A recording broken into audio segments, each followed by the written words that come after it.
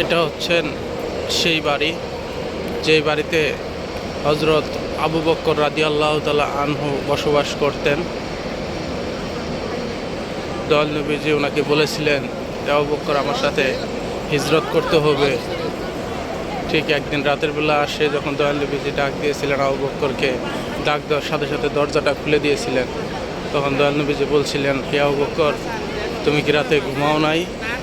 তখন আবু বকর বলেছিলেন, ইয়া রাসূলুল্লাহ, আমি যতদিন থেকে আপনি বলছিলেন যে আপনার সাথে হিজরত করতে হবে, ঠিক সেদিন থেকে আমি বিছানায় পিঠ লাগাই নাই। আমি দরজার মধ্যে দাঁড়ায় দাঁড়ায় রাত কাটাইতাম। না জানি কখন আসে আপনি আমাকে ডাক দেন, যদি আমার উঠতে দেরি হয়ে যায়। তাই আবু বকর রাদিয়াল্লাহু তাআলা আনহু না ঘুমিয়ে দরজায় পিঠ লাগায় দাঁড়ায় ছিলেন এই বাড়িতেই। এখন এই বাড়িটা মসজিদ করা হয়েছে এবং দয়াল নবীজির সাথে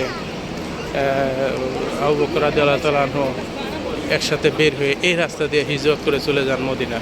এই জন্য এই রাস্তাটাকে বলা হয় হিজরতের রোড, হিজরার রোড, হিজরতের রোড। এই জন্য এই রাস্তাটাকে হিজরতের রোড বলা হয়। আর এটাই হচ্ছে আবু বকর রাদিয়াল্লাহু তাআলা আনহুর সেই বাড়ি, যেই বাড়িতে সেই সময়ে হযরত আবু বকর রাদিয়াল্লাহু তাআলা আনহু অবস্থান করেছিলেন।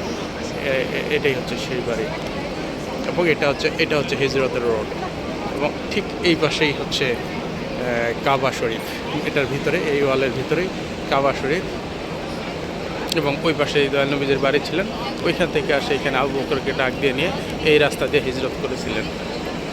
ঠিক আছে, আসসালামু আলাইকুম।